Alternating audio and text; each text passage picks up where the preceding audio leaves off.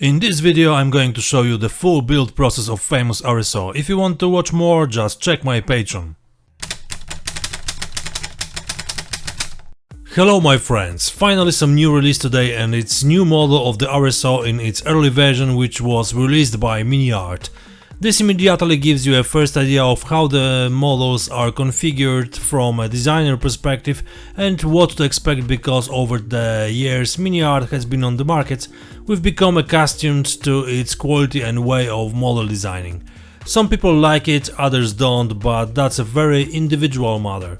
I prize MiniArt for its interesting modeling themes, but on the other hand, the number of components available in the set is mind-boggling.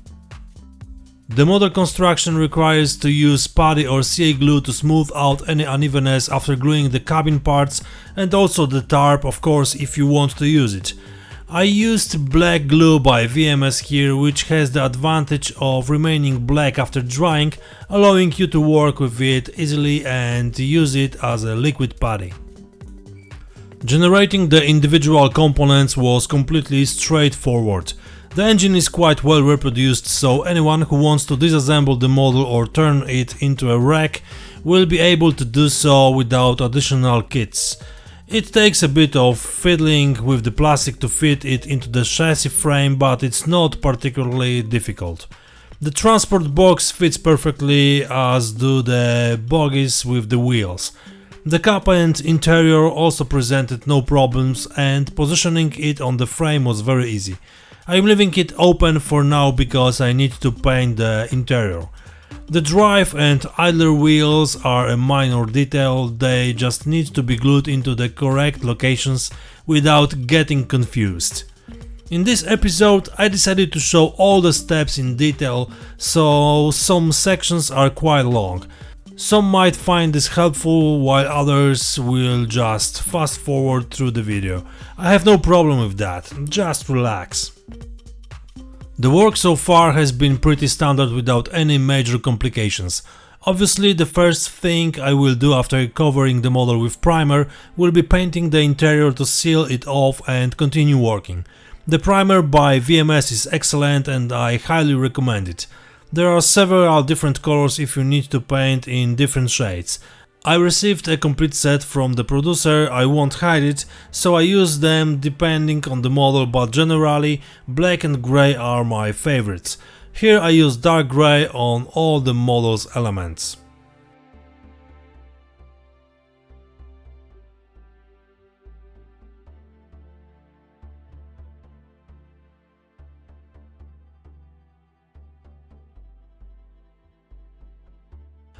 The first color is of course the dark grey. At first glance it seems to be the same color, but now we can see that the actual color has a more blue tint.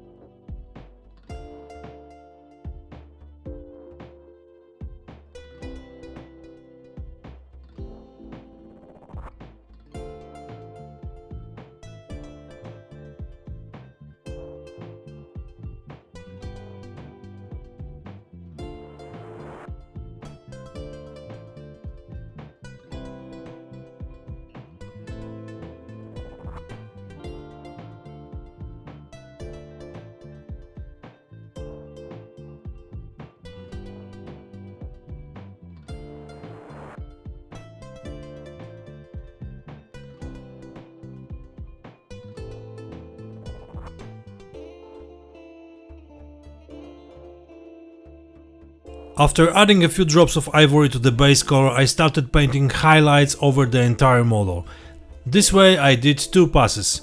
The first pass didn't use much ivory, but the second pass had more of it and the highlights were more visible. I chose the solution for a very simple reason, or rather two. Firstly, I will soon paint additional camo over this color, which will radically change the model's appearance. Secondly, the wash will also add character and bring the color down even farther.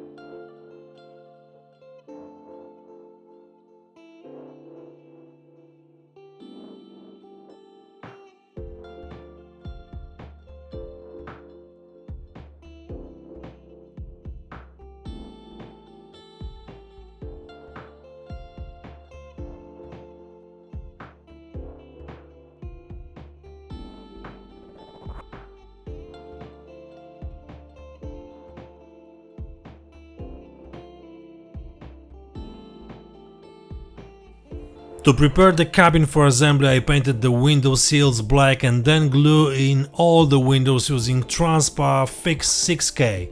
After the glue dried, I removed the excess with a few drops of Universal Weathering Carrier.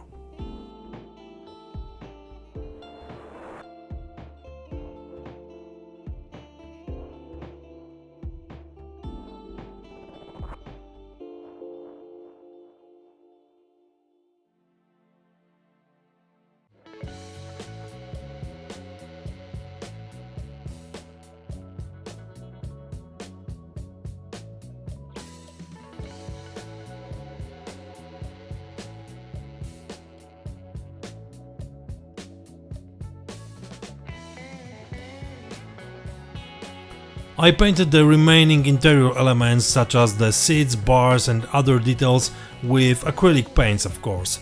This wasn't a demanding task, especially since there weren't many of them. I could start with a wash. Of course, it's best to use an equally dark paint on such a dark color. I used dark brown. A quick application without any unnecessary fuss about super duper effects, and cleaning up the excess with thinner finished the job in 30 minutes. I won't pretend I did anything more here because it won't be visible much once the model is finished. It was more out of modeling duty and the need to show all the work on the model, as well as preparing it for publication in the German Model Fun magazine.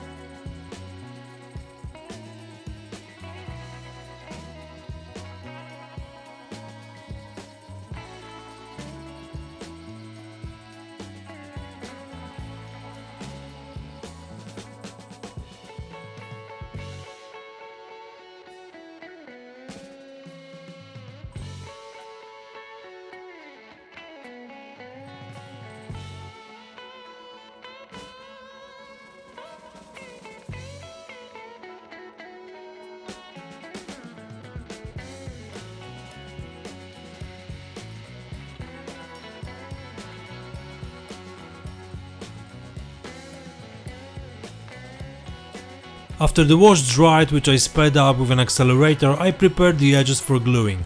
This is a crucial step because it needs to be done efficiently and avoid damaging the paint surfaces. First I cleaned the edge, scraping off the paint so the glue could properly melt the plastic on the joining surfaces. After carefully fitting the pieces, I glued the back of the cap with plastic glue, but used a few drops of CA glue on the front. I've seen other modelers do this exactly the same, so it turns out that this area deserves special attention during construction. You simply need to press the cap firmly so that the pieces click together and fit properly.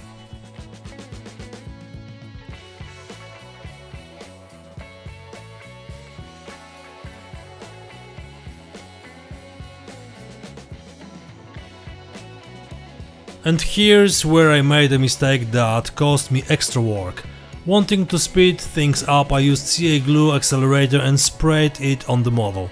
Unfortunately, this left a mark that I had to remove. The only solution was to repaint the area, as the product had penetrated the paint structure and there was no way to remove it without leaving any visible traces. Before repainting, I masked the windows with liquid mask. This would be necessary for painting. Application is very easy and I just need to wait for it to dry before continuing. After repainting the front, I removed the masking with tweezers.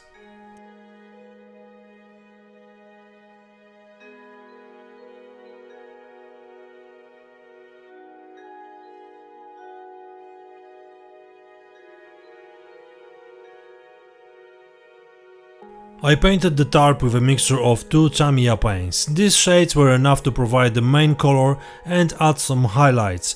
I also brightened all the edges with a mixture of German field grey and dark sand and the small metal parts with natural steel.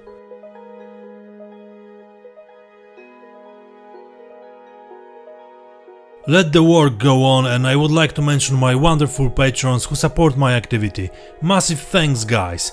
My special words of gratitude go to Bulldog09, Christopher Robarski, Dale Etchison, Dan Dubois, Hans Zub, Peter L, Steve Ankin and Karsten Keddy.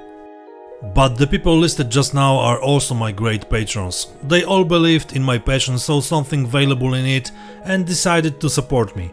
It's really great when you know that there are a few crazy guys in the world who think like you, want to watch what you build and appreciate the effects of your work. This is really super motivating and gives me the strength to continue working. Please don't forget that you can be one of them. It's very easy because there is a chance to enter this superb group without pay a penny for 7 days free trial. This way you can check whether you like what I publish for my patrons or not. You can surf on my page with no limits, watch and download all superb high-resolution pictures, watch progress shots, check stories with unpublished in other media's models, read the articles, watch the videos with no adverts and enjoy other benefits. Just for free. That's why in each episode I encourage you to support me in my passion. And I realize it's not easy these days, but if you have a few bucks you could drop in my cup, that would be great. Thanks!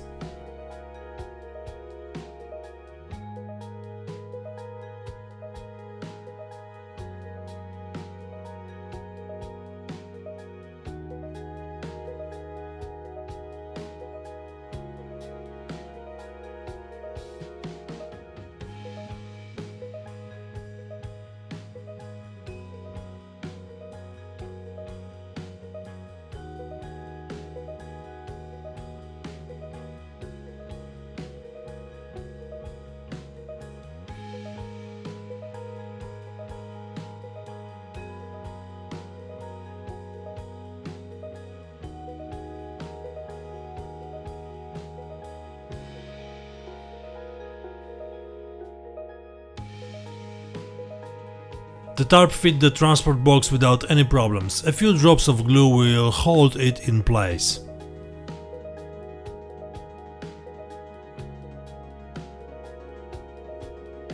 Now for some detail painting, silver for the bolt heads on the entire model.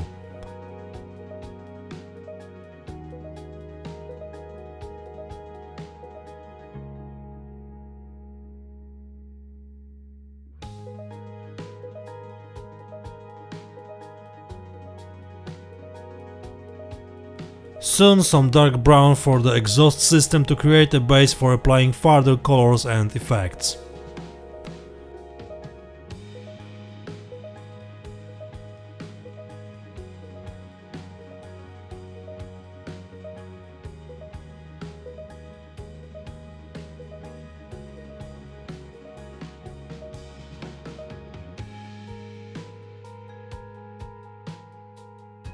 Now with an aluminium colored marker at my disposal, I painted the polished wheel edges and the teeth of the drive and idler sprockets. And by the way, if you want to make some purchase on the gallery store when you can find markers, airbrushes and other painting stuff, please use the coldemonspl code to have 10% discount. You can also use the link visible in the description to support my work a bit.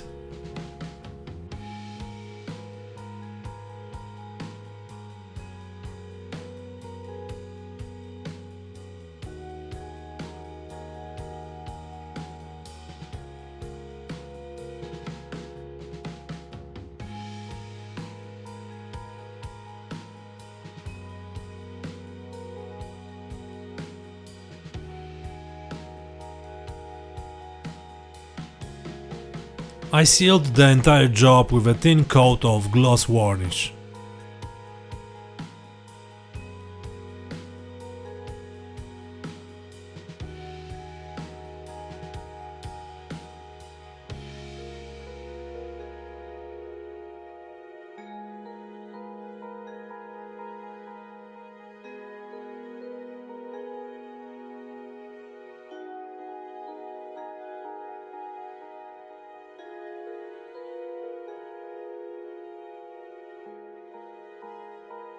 There aren't many decals on the model, but the ones that are there add the right look, and I'm starting to position the vehicle at the right time and place. I used what the producer suggested, using a combination of two schemes included with the kit. Of course, all the decals were used with VMS fluids.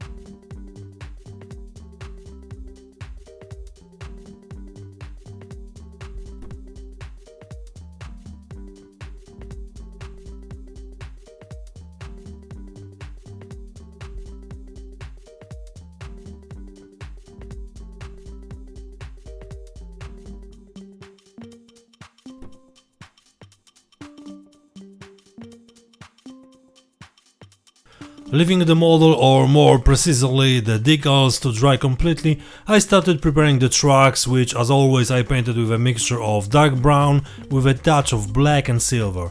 I think this is the best color for painting trucks and the best base for further colors and effects that are usually applied to these elements.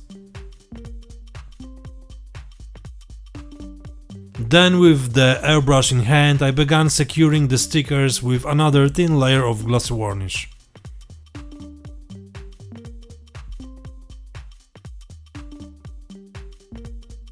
Truth be told, and I'm sure many of you think the same, the RSO is ugly. The level of ugliness of this vehicle is unparalleled, but what can you ask for? It wasn't a Miss World War II contest, but it was designed for hard service in the mud of the Eastern Front. So, to somehow improve my model, I started thinking about painting it. The standard single color paint is boring, but of course the most popular. I search online for interesting ideas, but ultimately choose MiniArt's camouflage options for the next model in the RSO series. Simple and effective. I painted it with a dark sand color, applying irregular stripes. All of them are at the same height and it looks as if a soldier painted them no farther than his arm could reach. Totally field made. The result? I love it. I don't think I even reglossed the model and started applying a wash. Of course the exact same color as the interior. The model is small, so within a few minutes I started cleaning off the excess paint from individual surfaces. And once again the model began to look and present itself much better after highlighting all its shapes.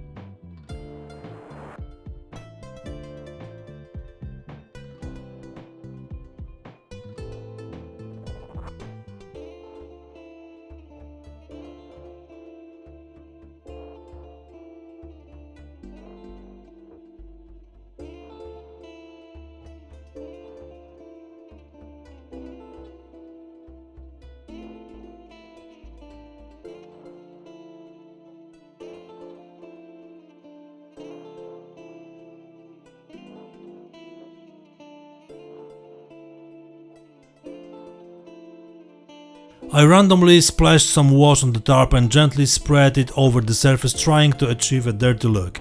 Clean thinner, a brush and blending produced the desired result.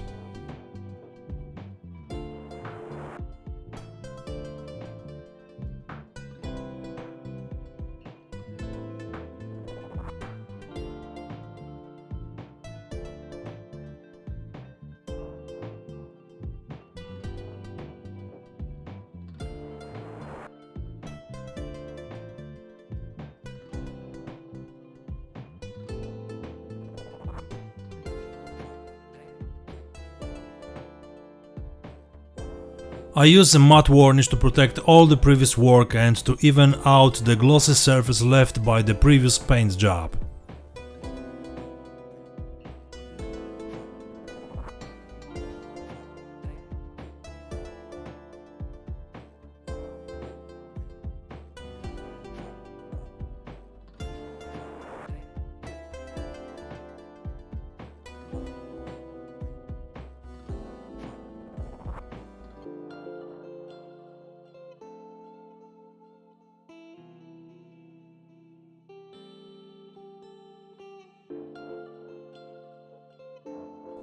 A few scratches on the work vehicle are justified, so I decided to paint a few chips here and there.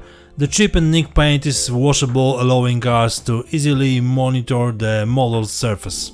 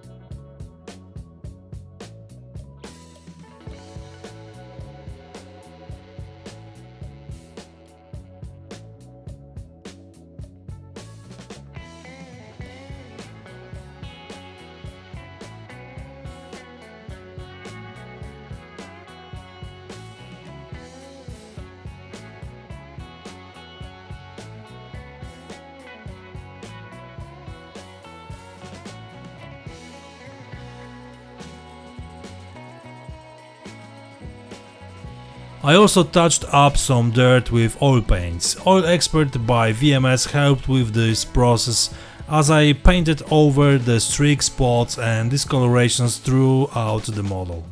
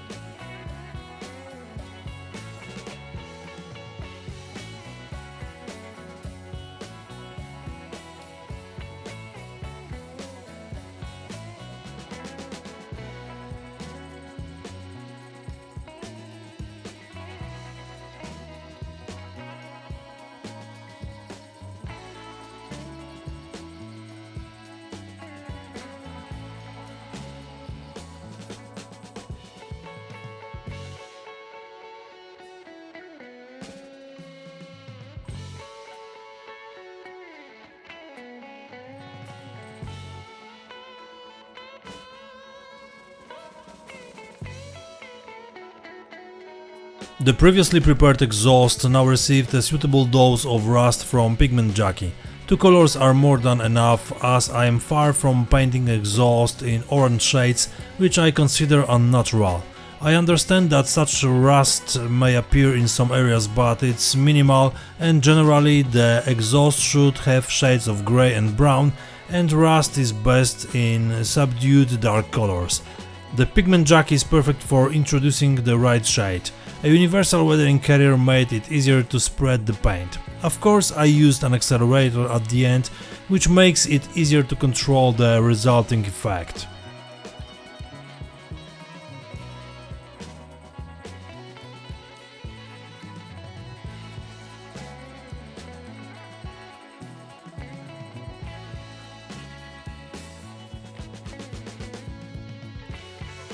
After drying, I painted some dark grey spots which still matched my plan.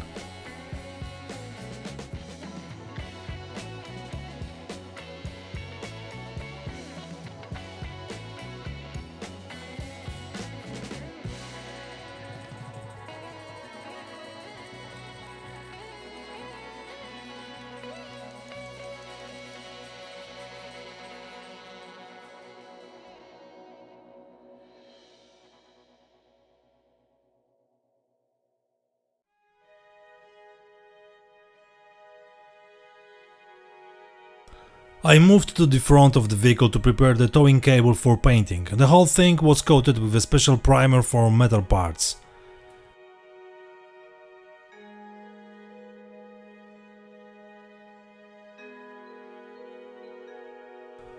I left the rope to dry and started playing with a tarp making kit, which contains of special paper and a product called Paper Shaper. It's easy to use, just soak the paper and start shaping it. I decided to apply it to the roof where it would be most visible and would also cover the joints between the cabin parts.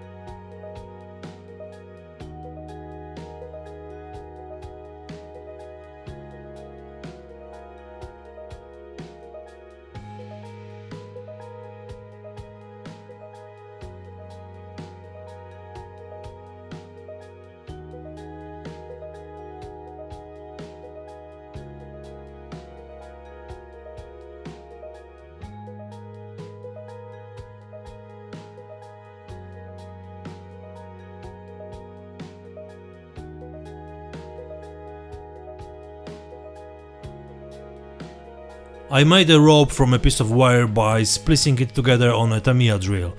This is an easy method that allows you to make a great looking rope with a regular weave, but without annoying hairs that are difficult to control. After heating it with a flame, it's flexible enough to be easily placed on the model. Of course, it's best to glue it with CA glue for metal parts.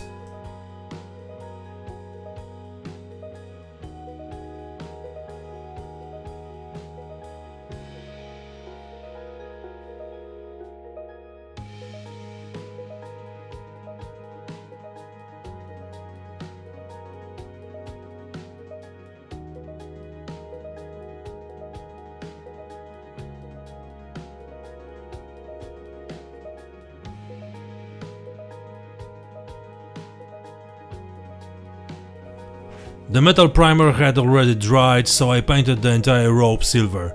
In a moment I will add a little wash to it to highlight the weave and slightly tone down the silver shine.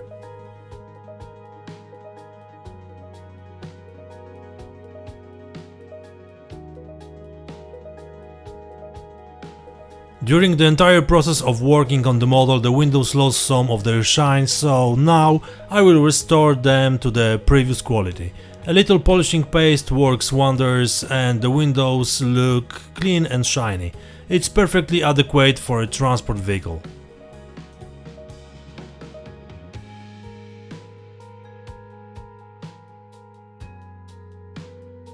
The windows are polished, but the characteristic wiper mark is almost so standard for models that if you hadn't done it, it would have missed something in this project. It's very exaggerated effect. I'm not saying it didn't occur on real vehicles, but you have to be careful not to overdo it. Of course, the judgment is very subjective. I measured the lengths with a compass and traced them on masking tape. Then all I need to do is adjust the length of the mark and we have the mask ready. For now I will hold off on dusting the windows for a few more moments and work on the tracks.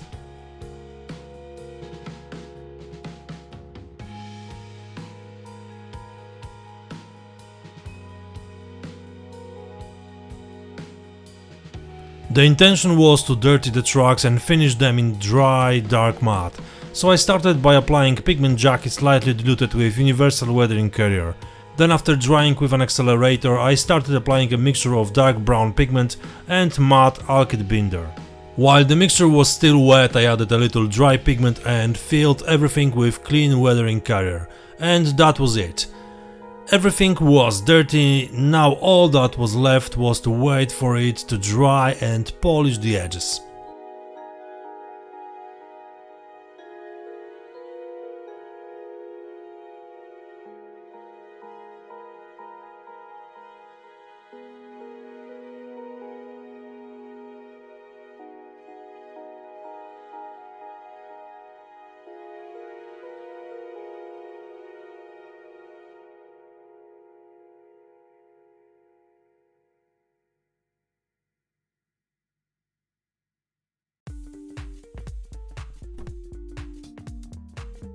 I turned that waiting into work on the chassis and wheels. I applied the exact same products, but now in addition to the chassis and wheels, I also started staining the lower sections of the cab and cargo bed. Gently, nothing too extreme, a little brushwork and then speckling. I didn't want the model to look like it had been heavily used, but it had been driven over here and there, so it couldn't be clean.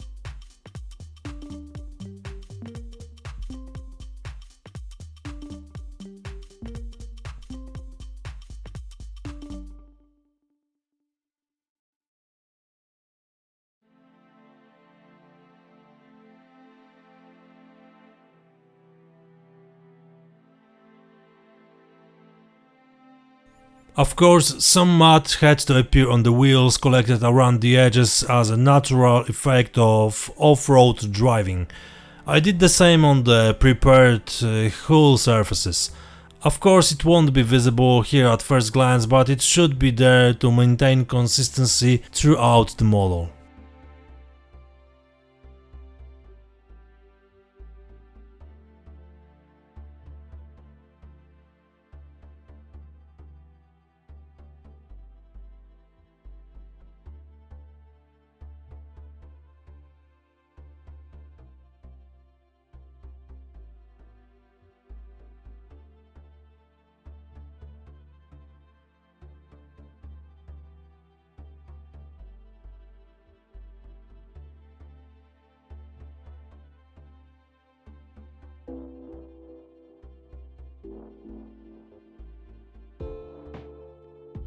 Okay, the tracks are dry now, so we need to polish them a bit. A pencil is perfectly sufficient. Of course, we remember to polish the appropriate surfaces.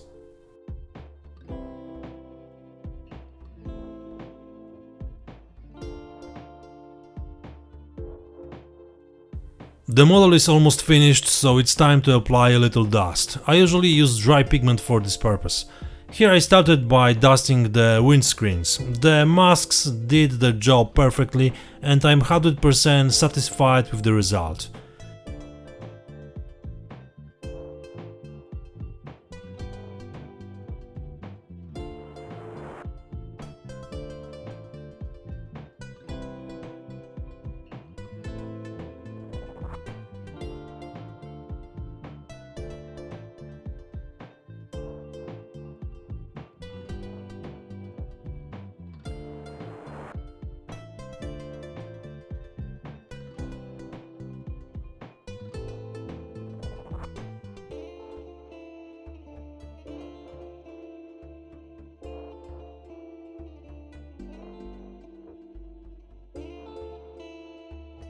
Then I moved on to the tarp, where I created some dust effects and general dustiness.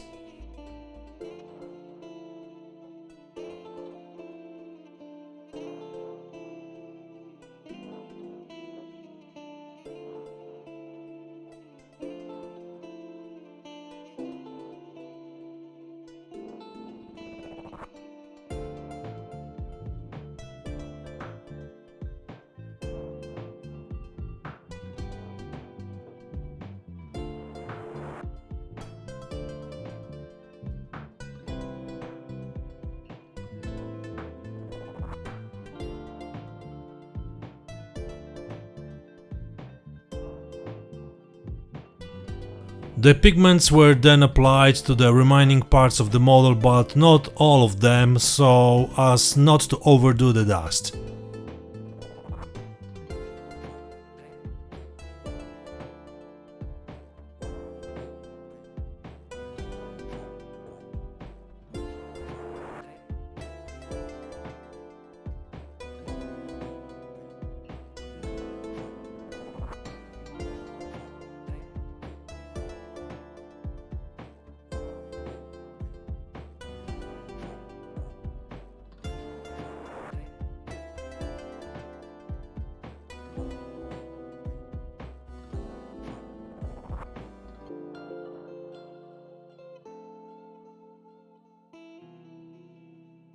Nearing completion, I added some oily stains to simulate fluid leaks. I painted them with appropriately diluted oil paint.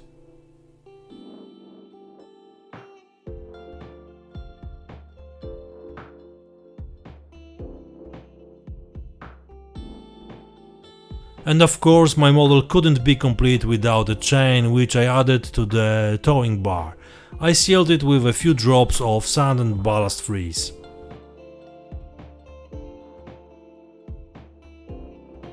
The very last task was to apply black pigment to exhaust pipe and simulate fumes. Finally, the model looks very good on the base. If you'd like to see a video of the vignette in action, please visit my Patreon. There you will find an episode where I show all the steps needed to create such a small base using few materials but with great results. And I'm not pushing, but you know, it would be great to have like, new subscription and some tactical comment containing more than 5 words to fit the YouTube algorithm. So for now, thanks for watching, that's all for today, see ya next time, cheers!